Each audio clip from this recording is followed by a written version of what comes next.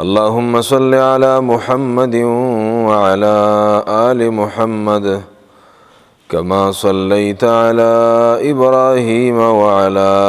آل إبراهيم إنك حميد مجيد. اللهم بارك على محمد وعلى آل محمد كما باركت على إبراهيم وعلى آل إبراهيم إنك حميد مجيد. ډیرو محترمو حاضرینو مسلمانانو ورونو، د رمضان المبارک اخرنۍ جمعه ده او دیتا جمعة الوداع ویل کیږي. د رمضان د میاشتې د رخصتۍ جمعه ده او دا زموږ استاسو د هغه چا دپاره ډیره د خفګان جمعه ده چې هغوی په دې میاشت کې عبادتونه کړي دي خو د سستۍ مظاهره پکې کړې ده. څومره مینه چې د الله د کلام سره پکار و او څومره وخت ورکول پکار و هغومره وخت یې نه دی ورکړی. څومره نفلي منځونه پکار و هغومره نفلي منځونه یې نه دي کړي. څومره ذکرونه پکار و دعاګانې پکار وي هغومره ذکرونه او دعاګانې نه دي کړي. او الله ولا وس ورکړی او څومره صدقه در پاره پکار و هغومره صدقې نه دي کړي. نو هغه خلکو دپاره ډېره د خفګان جمعه ده. ځکه پته نه لګي چې د راروانې روجې پورې به یا موږ ژوندي یو یا به نه یو. د راروانې د رمضان د میاشتې د عبادت توفیق به الله یا موږ له راکوي یا به یې نه راکوي. نو د هغه خلکو دپاره ډېره د خفګان خبره ده او موږ ټول کمزور یو. د رمضان چې څنګه حق و هغه حق به موږ نه ادا کړی. خو د هغه مسلمانانو دپاره به ډېره د خوشحالۍ جمعه وي چې هغوی په دې ټوله میاشت کې په عبادت باندې ځان ستړی کړی دی. تلاوتونه یې کړي دي، د قرآن درسونه یې کړي دي او تراویح کړي دي، د الله کلام یې اورېدلی دی، بیا د شپې پاڅېدلي دي، الله ته جړاګانې او فریادونه کړي دي، صدقې او خیراتونه یې پکې کړي دي. نو د هغه مسلمانانو دپاره دا خوشحالي ده. او حدیث کې راغلی دی نبی صلی الله علیه وسلم فرمایي چې د روزهدار دپاره دو خوشحالۍ دي. یو چې کله دی د رمضان د میاشتې روزې ختمې کړي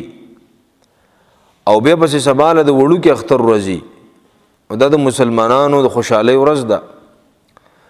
او مسلمانان دا خوشحالي په څه باندې مناوي؟ ځکه چې الله مسلمانانو له د رمضان د میاشتې د عبادت توفیق ورک، نو په هغې باندې مسلمانان خوشحالي مناوي. نو خوشحالي د هغه چا حق دی چا چې په دې میاشت کې عبادت کړی دی. ګورې چا چې دا میاشت په خوبونو کې تېره کړې ده، په ګپ و شفو کې تېره کړې ده، په عبثو کارونو کې تېره کړې ده، نو ګورې د هغه خوشحالي حق نه دی. نو الله رب العالمین دی زمونږ استاسو لپاره د خوشحالۍ میاشت وګرځوي او چې څومره عبادتونه هم پکې کړي دي الله دې په خپل دربار کې قبول او منظور کړي. خو اوس د رمضان دا میاشت خو زمونږ استاسو نه رخصتېدونکې ده او روانه ده. موږ له په دې اخرنۍ جمعه باندې د یو څو خبرو عهد او لوز د الله سره پکار دی چې الله زه دا وعده کومه، دا لوز کوم ستا سره چې دا کمزوریانې به زه نه کومه. لکه په دې وعدو کې اولنۍ وعده دا پکار ده چې ما د رمضان په میاشت کې څنګه د 15 وخته جمع پابندي کول او اهتمام مې کوو او 15 وخته مونځ مې کوو. نو الله زه ستا سره دا وعده کومه چې د رمضان نه پس به هم زه مونځونه نه قضا کوم. کوشش به دا کومه چې زه په جمع او په تکبیر اولا سره مونځ لاندې کړم. خو که په جمع سره لاندې نه کوم نو کم از کم مونځ به الله قضا کوم نه، 15 وخته مونځ به پابندۍ سره کوم. دا یو عهد او لوز زمونږ استاسو ټولو دپاره ضروري دی چې مونږ د الله سره وکړو په دې جمعه باندې. زمونږ جمعتونه د رمضان په میاشت کې خو ډکي او په دې د الله شکر ادا کول پکار دي چې کم از کم د رمضان په میاشت کې خو مسلمانانو جمعات ته مخه شي کنه. نو په هر منځ کې په عام کال کې چې په جمعات کې یو صف خلک ولاړ نو بیا چې کله د رمضان میاشت راشي نو جمعات ټول ډکي. نو چې کله زمونږ د رمضان د میاشتې منځونه او حاضری جمعات ته او د نور کال حاضری برابر شو نو دا به زمونږ استاسو کامیابی، حقیقي کامیابی دا ده چې څنګه په رمضان کې جمعتونه ډکو چې دقسې په غیر رمضان کې جمعتونه ډکو. نو دا الله اوس به د الله سره کوو نن انشاءالله کنه. الله رب العالمین دې د دې وعدې د وفا توفیق اول ما او بیا تاسو ټول له الله تعالی دې د پوره کولو توفیق درکړي. دویم وعده د الله سره دا پکار ده چې الله ستا د اسلام او د دین یو عظیم حکم چې هغه ته د رمضان د میاشتې روژه ویلی کېږي. نبی صلی الله علیه وسلم فرمایي چې د اسلام د آبادي دا په یو څو ستنو باندې ولاړه ده او په هغه ستنو کې یو ستن چې ونو هغه د رمضان د میاشتې روژې نیولو. نو الله څنګه چې په دې رکن باندې ما عمل وکړ د رمضان د میاشتې روژه مې ونیوله، الله دقه شان د نور ارکانو پاسداري به هم کومه. لکه یو پکې مونږ دی، یو پکې زکات ورکول دي. نو څنګه چې د رمضان د میاشتې روژه نیول دا اهم دی او مسلمانانو په دې عمل باندې عمل وکړو، مسلمانانو روژه ونیوله، دا عبادت یې ترسره کړو. نو دقه شان په مونځ کې هم سستي نه ده پکار، دقه شان ته زکات هم په فرایضو کې دی او په 5 بناګانو کې دی، په زکات ورکولو کې هم کوتاهي نه ده پکار، چل ول نه ده پکار. تاسو دین اندازه ولګوئ ابو بکر صدیق رضی الله عنه د کم خلکو خلاف جهاد کړو، د زکات د منکرینو خلاف جهاد کړو چې کم خلکو د زکات نه انکار کړو. ځکه چې دا د اسلام په بناګانو کې یو بنا د یو ستند غوره چې دا ستند ته لری کړو د اسلام غونډه آبادی را ورځي. لکه تاسو به د خیمه آبادی کې دي کنه، خیمه څنګه د یو آبادی د یو کوټه ده، نو سلور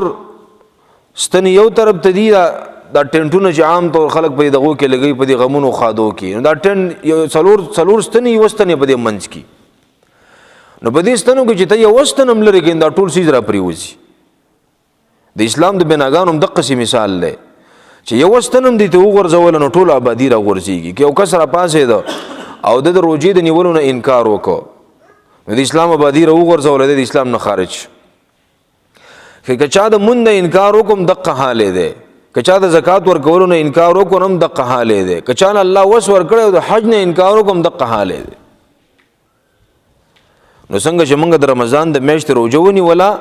د الله سره به دا عهد کوو چې الله دا باقي کومې بناګانې دي نو الله زه په دې باندې د عمل کولو کوشش کوم او دعاګانې به کوو چې الله په دې د عمل کولو توفیق راکړي.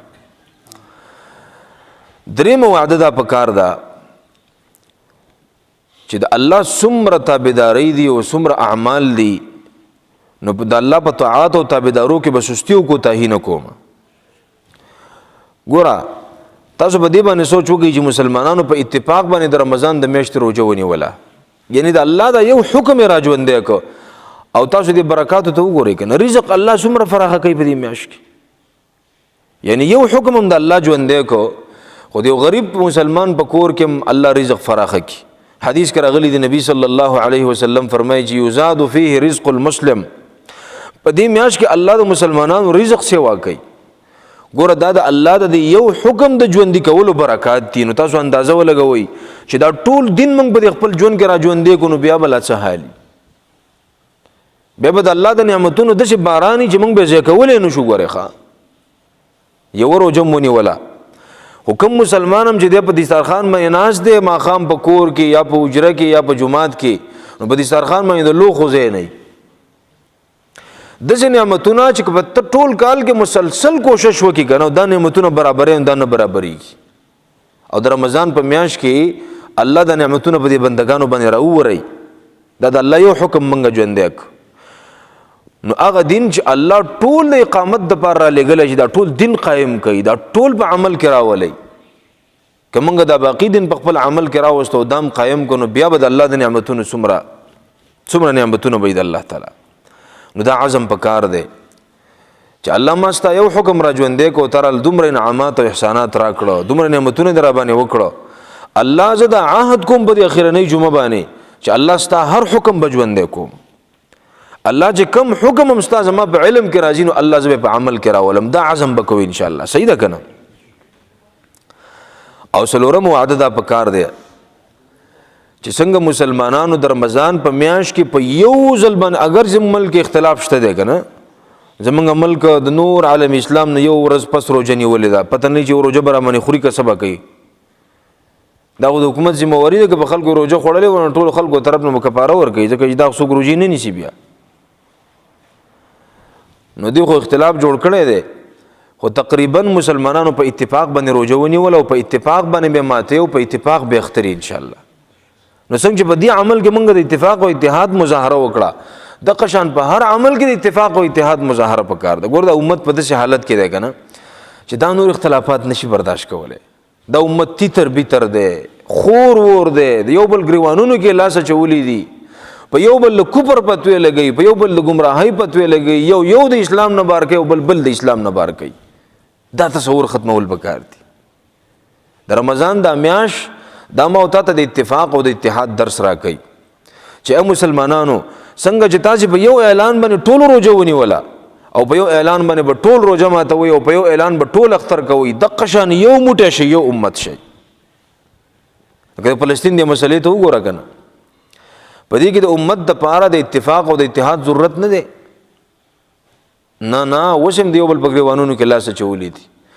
د امت مسلمه علما تر اوسه پورې د خپلو اختلافاتو نه راونه وتل، د خپلو فرعي مسلو نه فارغ نه شو، اوس هم په یو بل باندې د کفر فتوی لګوي. ما ته پرون یو مولانا صاحب وایي زموږ جومات ته کسان راغلي وو، نو ما تقریر وکړو، زما تقریر ډېر زیات خوښ شو. نو علما باندې شک و چې دی به زموږ د پارټۍ ملایي او که نه به وي. علما ته داسې رانږدې شو، علما ته ویل چې د پیغمبر د حیات النبي په باره کې ستا څه عقیده ده، د حیات النبي په باره کې ستا څه عقیده ده. نو علما چې ورته خبره وکړه ول تندي باندې 12 بجاو کې زموږ د پارټۍ سړی دی، وروسته ووت جومات. موږ دې شي تباه او برباد کړو، د یو بل سوری په کاڼو ولو. نو په دې میاشت کې به د اخرنۍ جمعه باندې به الله سره یو وعده دا کوو چې الله زه به د اتفاق او د اتحاد کوشش کوم، اختلاف به نه جوړوم، بې اتفاقي به نه جوړوم، په ګاونډ کې به اختلاف نه جوړوم، په علاقه کې به اختلاف نه جوړوم. او کم ملا چې بې اتفاقي جوړوي په دې ملا پسې به نظم نه به حوصله افزایي کوم، د هغه علماو څنګ ته به ودرېږم، د هغې مټ به جوړېږم او په هغې پسې به شاته ودرېږم څوک چې د اتفاق او د اتحاد داعیان دي په دې امت کې. ګورئ دا امت را یو ځای کول غواړي او چې دا امت په مناظرو باندې تقسیموي، په جګړو یې تقسیموي، د کفر او د ګمراهۍ په فتوو باندې تقسیموي، داسې علماو سره به ودرېږم. دا عزم پکار دی. صحیح ده انشاءالله که نه؟ او بل عهد دا پکار دی چې الله زه به د مظلومانو مرسته او مدد کوم. ګوره د رمضان دا میاشت چې ده که نه دا ډېر اوچت عبادت دی. ما تاسو ته به تورې جمعو کې د رمضان د میاشتې او د روژې فضیلت بیان کړی دی. خو نبی صلی الله علیه وسلم په 18 د رمضان باندې د بدر غزا کړې وه. خو جهاد دومره اهم عمل دی. جهاد د جهاد نه مراد زما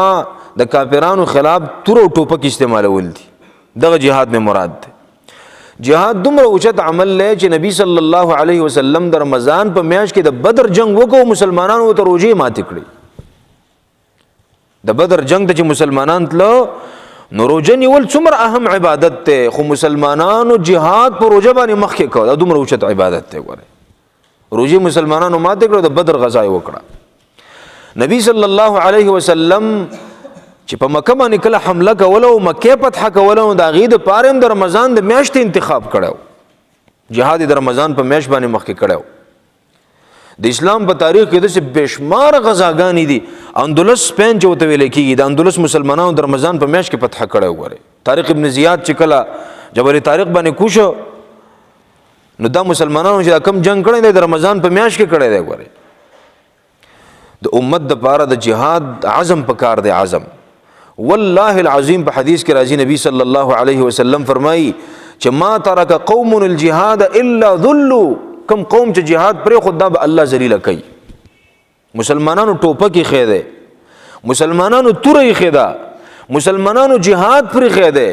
مسلمانانو د مظلومانو مرسته پرې ښی دی، نو ذلیله دی والی کېږي. هر څوک هم ډبوي. ګوره هندو موږ ته په بریتو باندې لاس وایي، چینیانو موږ ته په بریتو باندې لاس وایي، عیسایان او يهوديان موږ ته په بریتو باندې لاس وای او دا هغه امت ته کنه نبی صلی الله علیه وسلم وای دا داسې مبارک امت دی چې دشمن به د یوې میاشتې په فاصله باندې ریږي کومه دې زمونږ هغه رعب او دبدبه کم دې په دشمن باندې زمونږ استاد هغه پریشر ځکه چې مسلمان موبایل راغستی دی او مسلمان تور او ټوپکې خیر مسلمانان د انګریز د تعلیم سره خو ځان اشنا کړی دی لپاره چې د انګریز وفادار غلام جوړ شي خو توره یې خې د ټوپکې یې خیر تورې له ګوتې نه وروړي په یو بل پسې تورې راغستې معمولي خبرو باندې یو بل وجنو که نه وجنو تاسو په د رمضان په دې میاشت کې ولیدل که نه تقبیه په دې بازار کې مړي ونه شو داسې کسان مړه شو چې لا د لاشونو پته هم نه لګي داسې موږ په یو بل پسې ټوپکې راغستې دي خو کو چا ووایي چې انګریزانو خلاف جهاد کوو د یهودیانو خلاف جهاد کوو نو دې زمونږ حکمرانانو موږ ته باډرې بندي کړي نه پرېږدي فلسطین ته د رمضان په دې اخرنۍ جمعه باندې به دا عزم کوو چې الله دا دعا به کوو چې الله دې امت ته د جهاد توفیق ورکړه ګورې هغه په عربۍ کې یو کس یو شعر ویلی دی چې د حیات په کشمکش کې د اقوام دغه تعبیر دی هغه قوم به ژوندی پایي چې په لاس کې شمشیر دی ګور دا توره چې چام راغستې ده که نه حکومت هغې کړی دی اوس کافرانو توره راغېستې که نه ده راغستې کافران لګیا دي هغې ټوپک په لاس کې راغستې په دنیا باندې حکومت څوک کوي یهودیان او عیسایان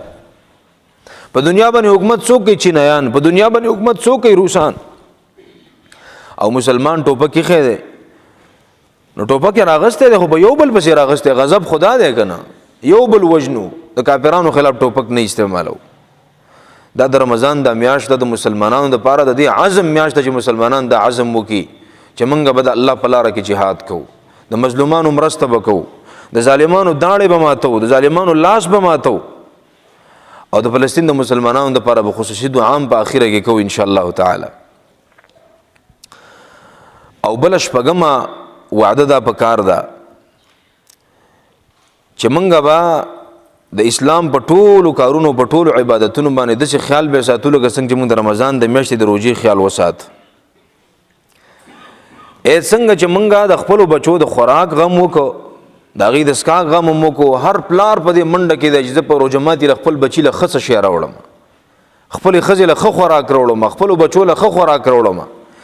یعنی په نور کال کې اهتمام کېږي په رمضان کې په خصوصیت سره اهتمام کېږي د پیکوړو پورې او د فروټو پورې هر چیز په کور کې دستیاب که دستیاب نه د هر پلار د ارمانی نو څنګه موږ تاسو د خپلو بیبیانو د خپلو بچو د خوراک فکر وکړه که نه دقه شان د دین فکر هم پکار دی ګورې دا د اختر را روان دی هر چا به خپلو زامنو له خپلو نونو له او خپلې بیبي له به جامې اغوستي نوی پیزار به ول اغوستی چې څنګه اهتمام یې د ظاهري لباس کو دقه شان د تقوا د لباس اهتمام هم پکار دی ګورې د دین غم هم پکار دی چې تقوا جامې د خپل بچي ته ور واغوندم د خپلې لور ته د حیا او د عزت جامې ور واغوندم د الله د دین سره آشنا کما نو ګوره څنګه چې دنیا فکر کوو نو دا عزم هم پکار دی چې د خپلو بچو د دین فکر به هم کوم ګورې ځکه د فتنو د فساد دور دی هر طرف ته فتنې دي هر طرف ته فسادات دي شیطان د خپلې لښکرې راپرېښي دي چې څوک کم طرف ته په مخه که بس د ګمراهۍ ولار نه ده د الله بندګانو چې بنده سوچ کوي که نه ته به چې خدای پاک اوس کومه دروازه سړی بنده کړي د ګمراهۍ په کومه لار کې ودرېږي چې دا خلک ته بچ کړي دومره لارې د ګمراهۍ دومره طریقې دي چې دا خلک د شیطان په مخه کړی څوک یو طرف ته څوک بل طرف ته خلک پکې ښه خوشحاله دي چا سره غم هم نشته د پلار سره د خپلو بچو غم نشته د مور سره د خپلو بچو غم نشته د مشر ورور سره د خپلو کشرانو غم نشته د کلي او د علاقې د مشر سره د خپلو کشرانو غم نشته چې دا خلک خو تباه و برباد شو دین څه غم هم پکار دی که نو چې څنګه دنیا فکر کوو د نوي پیزار او د نوو جامو فکر یې کوو د خېټو د خوراک فکر یې کوو دقه شان دی ګورې د دین فکر هم پکار دی صحیح ده که نه دا عزم هم په دې جمعه باندې انشاءالله تعالی کوو او بله خبره دا ده اخرنۍ خبره هغه دا ده چې د رمضان د دې میاشتې یو څو ورځې پاتې د شمار او د ډېرو علماو رایې دا ده د محدثینو دا د قدر شپه نه ده لیلة القدر چې ورته ویلی کېږي دا به د 28مه شپه باندې ده نو ما ته وختي یو کس ویل چې مفتي صاحب د سعودي عرب 28مه خو بېګاله ده او زمونږ 28مه بل بېګاله ده نو ویل موږ به په کومه شپه باندې دا وکړو نو ما ورته مال 2 شپې وکړه که نه چې خبره د شک نه بار شي 2 شپې څه شی دي 2 شپې الله ته په یې خبانې تېرې کړه ګوره حدیث کې راځي بخاري کې حدیث دی چې نبی صلی الله علیه وسلم یو ځل بني اسرائیل دی یو کس قصه وکړه صحابه وته د الله د پیغمبر خبرې خود ځان نه وي خو وحي وکنه ول بني اسرائیل کې یو سړی او هغه زر میاشت جهاد کړو په جهاد کې زر میاشت تیرې کړې نو زر میاشت نو خو کم سلورتیا کال جوړیږي نو صحابه هم ډېر ارمانو کو چې الله زمونږ هم دومره اوږد عمر وې ځکه د به عمر څومره و چې لکه د درېتیا کاله څلورتیا کاله په جهاد کې تېرول زر میاشت جهاد یې کړو نو چې نور عبادتونه به یې څومره کړي او نبی صلی الله علیه وسلم په زړه کې هم دا تمنا راله چې الله زما د امت او زمونږ د عمرونو سوا که چې موږ ډېر عبادت وکړو الله نو دا ډېر نیکبخته انسان دی چې دی په دنیا کې ډېر وخت تیر کې ډېر عمر ول الله ورکړي خو په نیکو کې د خپل عمر تیر کړي دا نیکي ځکه چې نیکۍ ډېرې شوې که نه ثوابونه او اجرونه ډېر شو نو پیغمبر علیه الصلاۃ والسلام سره خو الله دا وعده کړی و زه به تا د خپل امت په باره کې نه خفه کوم د ارمان یې موله پوره کړ سورة القدر نازل شو او په سورة القدر کې الله مسلمانانو ته دا خوشخبري واوروله چې تاسې له ما داسې یو شپه درکړه هغې ته لیلة القدر وایي د قدر شپه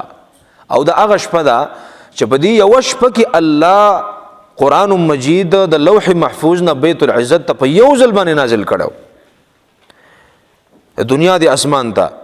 او د دنیا د اسمان نه به دنیا ته په 30 کالو کې پیغمبر علیه الصلاۃ والسلام باندې قرآن نازل شوی دی نو د هغه شپه ده دې ته لیلة القدر ویلی کېږي او اوس مې عرب عالم کتن هغه لیکلی دی چې احتفال کونی بنزول القرآن دا یو خوشحالي یو کونی اختر دی چې د قرآن په نازلېدو باندې مناویږي الله دې شپې له د عزت ولې ورکړی دی ځکه چې په دې شپه باندې الله قرآن نازل کړی دی لیلة القدر د قدر شپه او په دې صورت کې الله فرمایلی دی چې خیر من الف شهر د دې یوې شپې عبادت چې الله چاته نصیب کو نو د دې یوې شپې عبادت د زرو میاشتو د عبادت نه د الله په نسبت باندې غوره عبادت دی هغه یو کس په جهاد کې زر میاشتې تیرې کړې وي نو دې امت ته الله وایي که تا د یوې شپې عبادت وکړو نو زه به تا د هغه سره په اجر کې برابر کوم لکه تا چې زر میاشتې عبادت کړی څه کم څلورتیا کاله ته عبادت کړی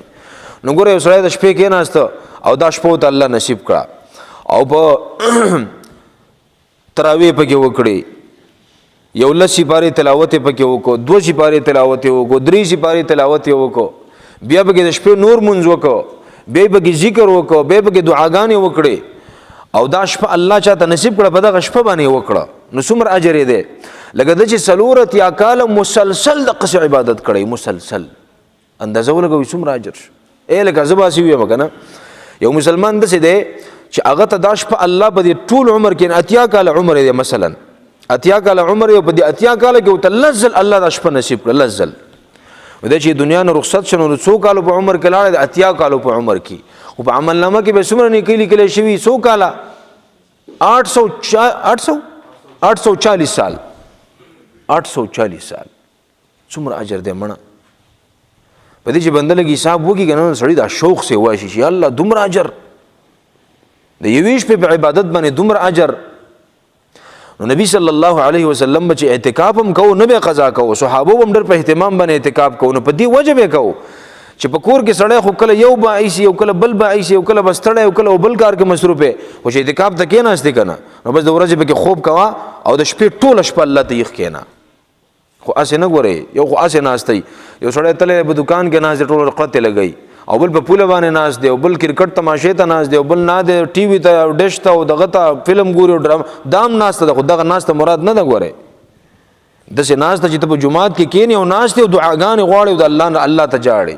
داسې ناسته چې ته ناست او تلاوت کې ناست او ذکر کې ولاړې او الله ته مونځ کې او چې کله ستړی شي په ناسته باندې وکړې ځکه چې نفل مونځ دی که په ولاړه ستړی شي په ناسته وکړه که نه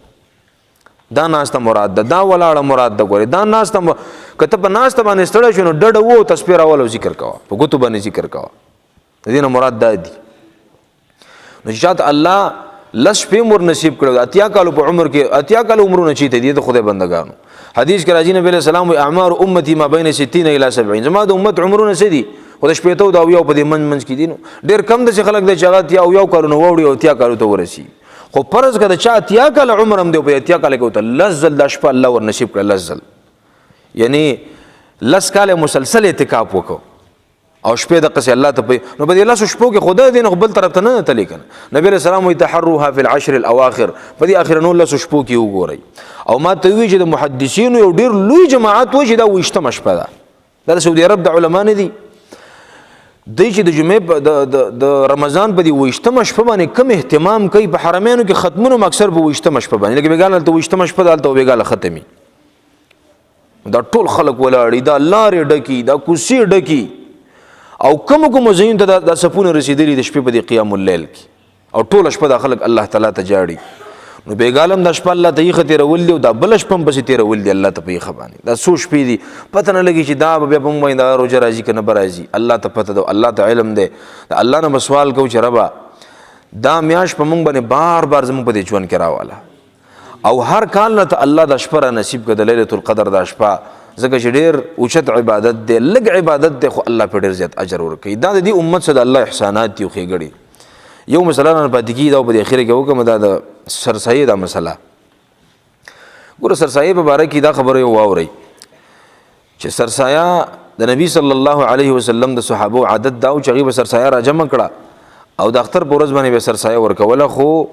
قبل خروج الناس الى المصلى عیدګاه ته د تلو نه مخکې به ایسته سرسایه غریبانو له ورکړې وه نو که څوک یې په دغه ټیم کې ورکړي خو دا غوره ټیم دی د اختر د مونځ نه به یې لټ کړی نه که د اختر د مونځ نه دې وروسته کړه نو بیا به هسې صدقه خو ګورې دا به سرسایه بیا نه د اختر د مونځ نه مخکې ورکول پکار دي اوس بیا دا ځان له یو مسله ده چې د رمضان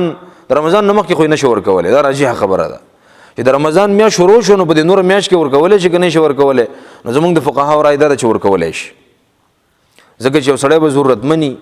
حاجتمند به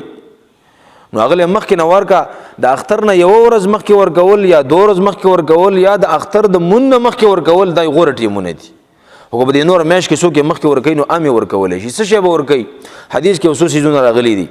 یو به حدیث کې وربشې راغلي دي او یو کجوري راغلي دي یو وچکې راغلي دي یو غنم راغلي دي او یو د هغې سره پنیر راغلی دی نو پنیر خو زموږ په دې علاقو کې نشته دی او نور څیزونه دستیاب دي صحابه وی نبی صلی الله علیه وسلم په وخت کې به چې موږ سرسایه ورکوله نو نیم ساع به هم د دغه نه ورکوو د غنمونه د نیم ساع نه تقریبا په او کم 2 کیلو جوړېږي احتیاطاً 2 کیلو ورکول پکار دي که څوک غنم ورکوي نو 2 کیلو غنم به ورکوي اوړه ورکوي نو 2 کیلو اوړه به ورکوي او د وربشو نه د کجورو نه د وڅکو نه د دې نه به پوره ساع ورکوو پوره ساع چې دی نو هغه د 3.5 کیلو برابر دی نو که څوک کجوري ورکوي نو 3.5 کیلو به ورکوي وڅکې ورکوي نو 3.5 کیلو به ورکوي او که څوک وربشې ورکوي نو 3.5 کیلو به ورکوي یا به د دې قیمت ورکوي نو قیمت ورکولی شي که نه شي ورکولی نو راجح دا ده چې قیمت هم ورکولی شي ځکه حدیث کې راغلی دی نبی صلی الله علیه وسلم فرمایي وایي اغنوهم عن سؤال هذا اليوم دا غریبانان چې دي دا د نن ورځې د سوال نه بچ کوي ګورې چې نن چاته لاس ونه نیسي که د خوشحالۍ ورځ ده د مسلمانانو نو ته ځان له خوشحالي مناوې خو غریب له سرسایه ورکه چې هغه نن چاته لاس ونه نیسي ته وله ورکه نو موږ د غنمو حساب څو ورځې مخکې لګولی او څه کم 300 روپۍ راتلی خو احتیاطاً 300 روپۍ ورکول پکار دي خو دا ګورې د هغه خلکو دپاره دي څوک متوسط الحال دي چې چاله الله اوس یو سړی داسې دی که نه چې د هغه سره 10 لکه روپۍ دي او دیم د غنمو د حساب نه 300 روپۍ سرسایه ورکوي او د بل سره 3 کروڑ روپۍ دي او دیم د غنمو د حساب نه ورکوي نو لکه دا انصاف دی دله پکار دا دی چې د 3.5 کیلو کجورو په حساب باندې ورکړي د 3.5 کیلو وچکو په حساب باندې ورکړي د 3.5 کیلو دغه په حساب باندې ورکړي د وربشو د حساب نه ورکړي نو مالدار د خپل ځان ته وګوري ګوره دا بهترینه صدقه ده بهترینه اجر او ثواب ډېر زیات دی لہذا ځان ته کتل پکار دی او د خپل وس مطابق سرسایه ورکول پکار دی څوک به سرسایه ورکوي نو ګوره دا خبره مې یادو اکثر خلک خطا کېږي هغه مسلمان نارینه زنانه چې د هغه سره 7.5 تولې سونای یا سره 52 تولې سپین زري یا سره د دې قیمت وسره اتیر ورځې ما حساب کړی تقریبا د هغې نه څه 55,000 روپۍ خواوشا جوړې 1,55,000 روپۍ تقریبا جوړېدلې 52 تولې سپینو زرو نه نو یا 7.5 تولې سره زر دي یا سره 52 تولې سپین زر دي یا سره دې قیمت دی او یا سره د دې برابر د تجارت سامان دی او یا سره په کور کې د ضرورت نه سیوا د سامان پروت دی چې هغه دې نه استعمالوي د ضرورت نه سیوا دی لکه په کور کې مثلا 2 فریجونه دي نو یو فریج خو د استعمال لپاره دی خو دا بل خو زیتی دی په کور کې 2 واشنګ ماشین دي مثلا نو یو خو د استعمال لپاره دی بل اضافي دی ها اوس که په یو واشنګ ماشین باندې کپړې نه انځلی کېږي او 2 غستې دي دا مطلب د ضرورت لپاره چې دواړه په استعمال کړي یا په کور کې داسې کپړې دي او لوښي دي چې هغه دته په کال کې یو ظلم استعمال د ضرورت نه راځي په کال کې اډو استعمالوي نه او دا څیزونه هغه دي چې د ضرورت نه سیوا دي په کور کې دوه ګاډي دی، یو د ضرورت دپاره دی، یو اسې دی. دا څیزونه هغه یا د ضرورت نه سیوا دي. ګورئ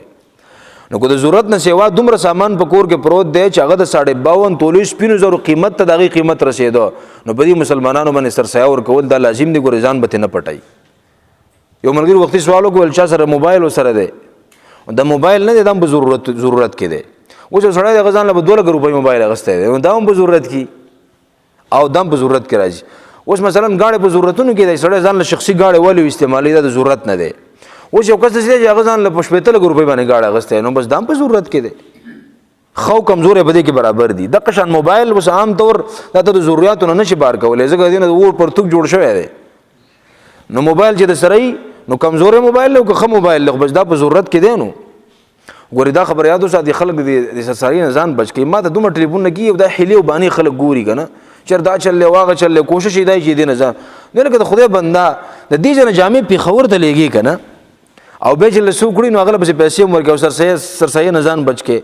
موبایل په 80 او 1000 روپۍ باندې ځان له موبایل 300 روپۍ سرسایه نشي ورکولی. موبایل ته پیکیج چې ته لګې د انټرنیټ پیکیج نو 100 روپۍ د نه علي،